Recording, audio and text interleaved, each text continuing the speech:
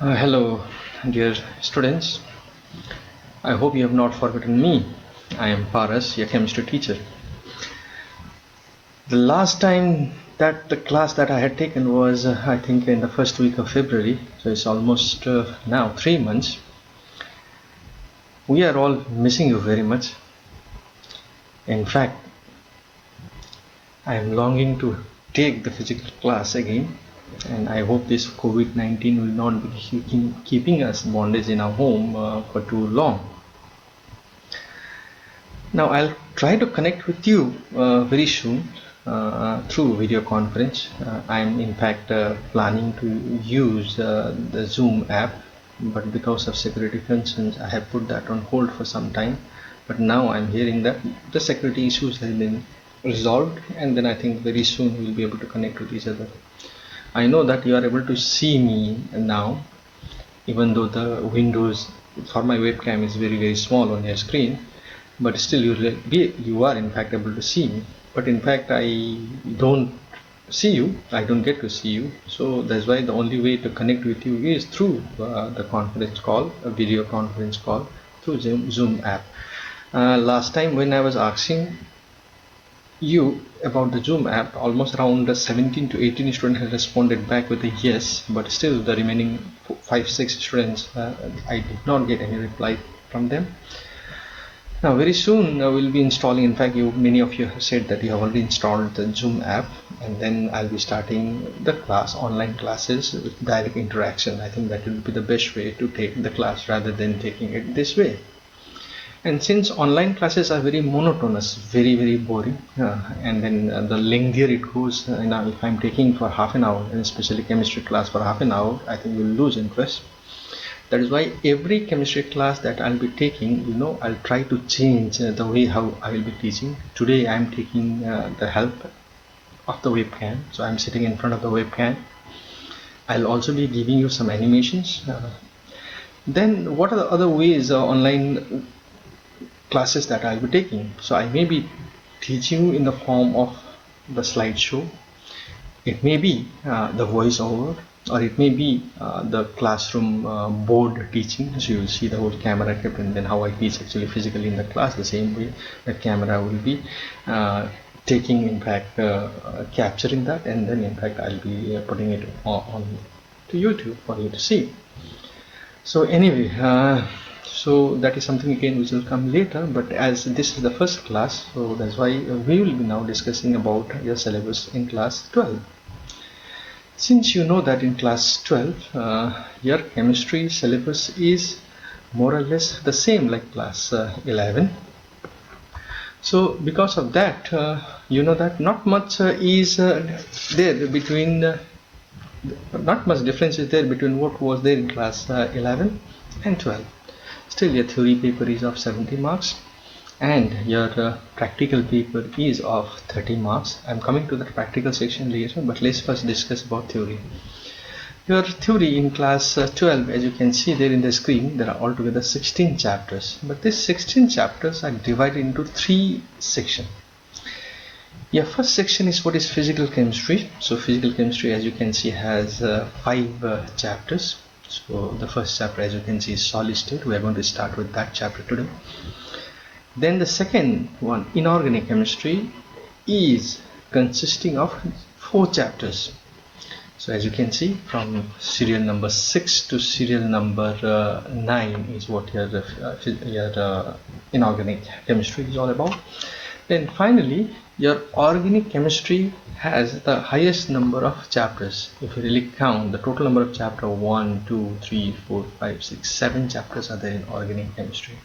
Now if you look at the marks distribution in your board exam, so in your paper, chemistry paper, physical chemistry is consisting of, or they will set up questions where physical chemistry, questions from physical chemistry will be of 25 marks, and inorganic chemistry will be of 20 marks. There's just 4 chapters are there, so 20 marks. Whereas here again organic, that means physical chemistry and organic chemistry, both of these will be carrying 25 marks each, and then 20 for inorganic. So total marks is what is coming 70, as you can see there in your screen. Now coming on to the practical side, your practical is of 30 marks, But now, since the last 2 years, I think there had been a change in the syllabus. Now they have increased the marks for the practical file and the project work that you do. So as you can see on the top, paper 2, which is shown here, the practical 15 marks is what is the practical. For this 15 marks, the board will be setting up the question, and then your exams will be conducted, and based on your examination, on what you write, your observations and your inference there in the exam, your 15 marks will be allotted.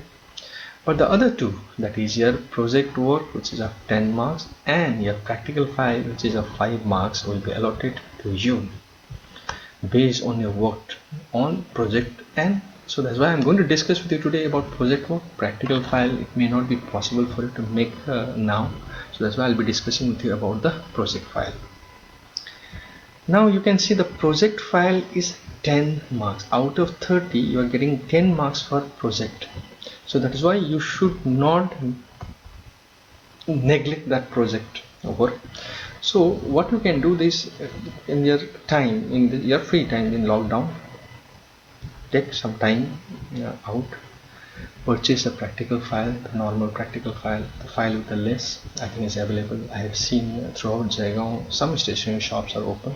You can buy the files and start working for the project. At least if you can finish your project later on, when the physical classes will start, you will not be under pressure, so you can finish your work. I would have given you practical work also, but then it's not possible to do it. I think we have to first meet physically, then only I think I can tell you what to do in the practical file. But as of now, you can do the project work.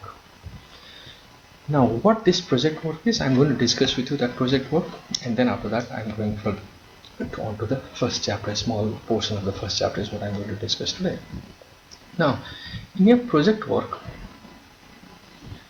which is consisting of 10 marks, you are supposed to write about a topic from your syllabus.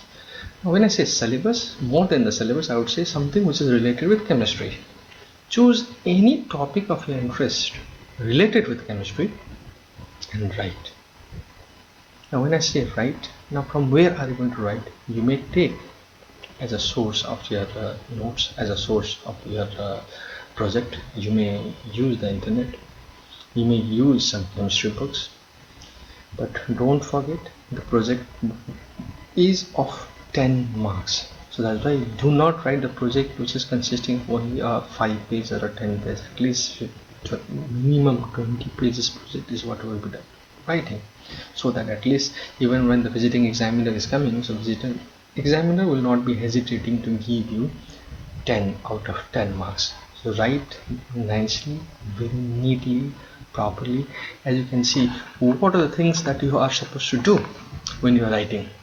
See, when you are writing the project, your examiner will be evaluating you based on this introduction, purpose of the project, the content, how you have arranged the content, analysis, materials, graphs, data, structures, picture charts, histograms and diagrams, etc. that you will be putting up there. Presentation, bibliography, where have you taken your notes from? So whatever source of your project is, so that bibliography is from which book or from what internet. Now please do not write, most of you in bibliography write Google. Google cannot be considered as a bibliography. So through Google, which website you search through Google, so that website is what you will be mentioning, rather than just writing google.com. Now what you see on your screen are 15 different topics for your project, and do not forget, these are only, as it is mentioned here, only suggested assignments, suggested topics for your project. Now these topics are only suggestions, and it is not necessary that you will select your project topic from here. I am giving you the freedom, the liberty to choose any topic of your interest related with chemistry. Now here some of the topics which they mention: amino acid, as you can see, nucleic acid, carbohydrate, vitamins, hormones, as you can see, simple idea of chemical evolution. So these are all something which are all, whatever topics that you see are related with chemistry. So that's why it's better that there are many interesting topics in chemistry. But before you select the topic, make sure that you also have the data to write about that particular topic for your project. And again, I'm repeating that since it carries 10 marks more than the practical file carries only 5 marks, but your project carries 10 marks. So that's why make sure that you select a better topic.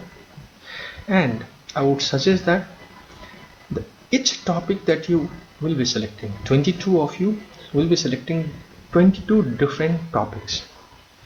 I want you all to write project based on 22 different topics.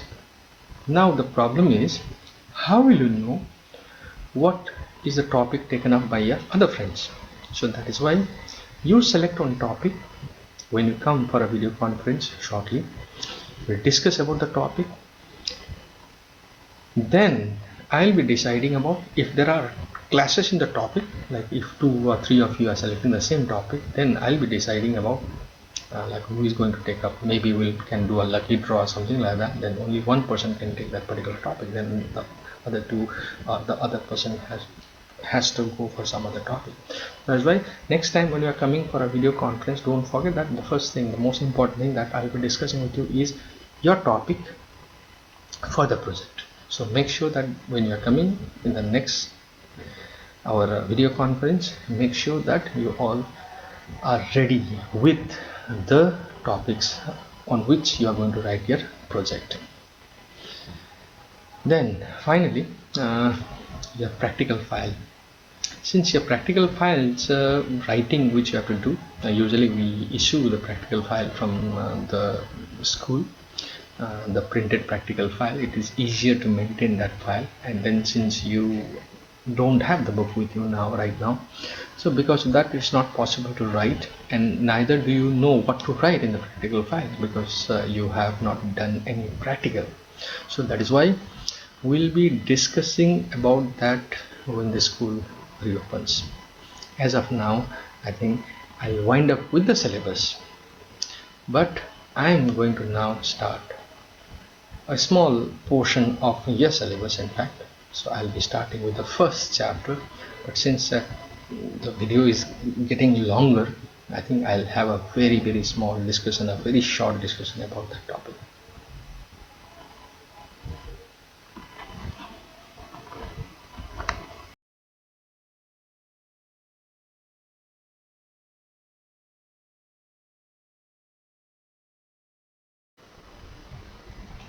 If you look at the diamond and glass, we can see that both are solids. But if you look at them at a microscopic level, we can see that there is a difference in arrangement of constituent particles. In diamond, the particles are arranged in an orderly fashion, whereas in glass that completely disorganized. Based on the order of arrangement of constituent particles, the solids are mainly classified into two types. They are crystalline solids and amorphous solids. Let us now discuss about crystalline solids. In a crystalline solids, the constituent particles such as atoms or ions or molecules are regularly arranged in a definite pattern for a long range. Here the arrangement is so regular that they just know the arrangement at any one side, we can very well predict the arrangement of other sides. In other words, there is a regular pattern of arrangement of particles which repeat itself periodically over the entire crystal. The example of crystal and crystalline solids are sodium chloride, diamond, solid iodine, gold, quartz, etc. Now let us discuss about amorphous solids. The arrangement of particles in amorphous solids is not in an orderly fashion. Sometimes in amorphous solids we can find few tiny orderly arrangement in between the orderly non-orderly structure. Since they are very small in numbers, they cannot influence the overall structure. Due to this, the overall arrangement of the particles in the amorphous solid is distorted. The example of amorphous solid are glass, rubber, and plastic, etc. Now, if you notice carefully the glass windows of a very old historical building like the one that you see in the picture,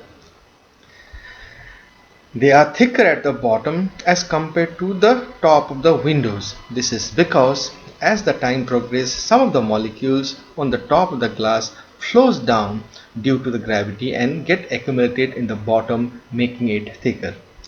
Please note that this process is very slow and takes hundreds of years.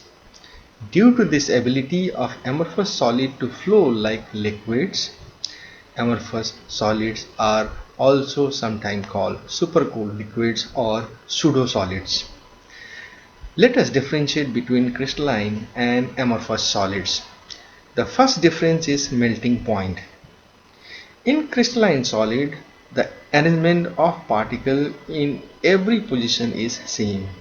Due to this, every portion of crystalline solid melt at same temperature. Therefore, crystalline solid have a sharp melting point, whereas in amorphous solid, every position of amorphous solid is different from its neighbor. Due to this, every portion will melt at different temperatures. Therefore, amorphous solids melt over a wide range of temperature. The second difference is anisotropy and isotropy. Crystalline solids are anisotropic in nature. It means that physical properties are not same in all directions. If we consider this particular direction, the particles are all blue. If you consider this direction, we have alternate arrangement of red and blue. Now, if you consider this direction, the arrangement is again alternate, but the distance between them is more. Due to the difference in arrangement of particles in different directions, physical properties such as electrical resistance, refractive index, thermal expansion, etc. have different values when we measure in different directions. Whereas amorphous solids are isotropic in nature. It means that various physical properties are same in all the direction. If we consider any direction, the arrangement is completely irregular. Due to this, the physical properties like electrical resistance, refractive index, thermal expansion have negligible variation in different directions. Cleavage with a knife is the next difference. When we cut crystalline solid with a sharp knife, we get a clean cleavage and smooth new surfaces. Whereas when we cut the amorphous solid with a knife, we get irregular surfaces.